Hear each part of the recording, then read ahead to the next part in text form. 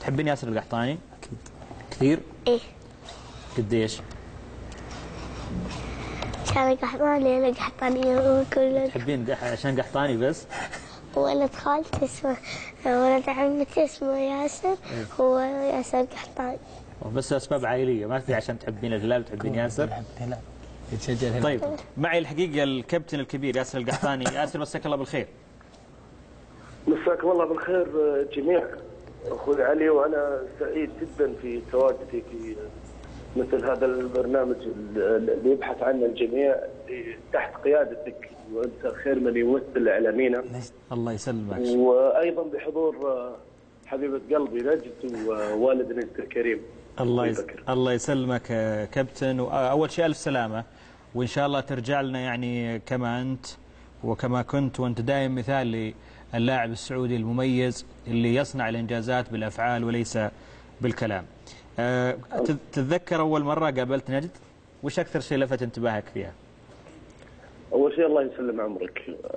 شيء ثاني، نجد بسم الله ما شاء الله، يعني هي سابقه عمرها، ويمكن حبيبه قلبي سابقه كل منهم في سنها يعني. وهذا يدل على شيء، يدل على التربيه اللي تحظى فيها من قبل والديها، الله يخليها لهم ان شاء الله، يخليهم لها. والحمد لله رب العالمين. يعني المعاناه المرض اللي هي تعانيه نجد مو مبين في عيونها، يعني الحمد لله النفسيه والمعنويه عاليه، وهذه من اهم الاسباب في اي مرض. نعم.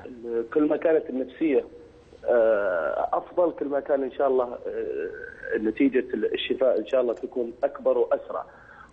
وزي ما قد ذكرت انت اخوي علي، الشكر لكل من وقف، يعني الوقفه الانسانيه مع بنتنا نجد، وهذا غير مستغرب او غريب على قامات سواء كانوا مسؤولين او نجوم من جميع اجزاء يعني منطقه الخليج بشكل كامل. نعم. وفي المملكه بشكل خاص. نعم. وان شاء الله بحول الله وقوته ترجع لنا احسن، وبكاميرتها هذه. نعم. تقدر ان شاء الله تصورنا تصورني انا يعني في مباريات قريبه ان شاء الله. تقول لك هي على اشاره الناس. اي اشاره تستلمين على ياسر، تقول له شيء. ايش تقول؟ يلا قولي، هو يسمعك. يسمعك. سلامات. تقول لك الله يسلم عمرك يا حبيبي. لا والله سلامات. متى العوده كابتن ان شاء الله الملاعب؟ والله ان شاء الله انا بعد خلال 10 ايام ان شاء الله انا حسافر ان شاء الله الى المانيا. نعم. وراح تكون هناك العمليه ان شاء الله والتاهيل، والمرحله القادمه ان شاء الله نشوف عاد متى تكون العوده ان شاء الله. ما تشوف شر، واحنا دائما نشتاق لك وانت موجود، فما بالك في الغياب. شكرا من الاعماق كابتن ياسر القحطاني على حضورك معنا. شكرا. شكرا. وانا اشكر ياسر بالنيابه عن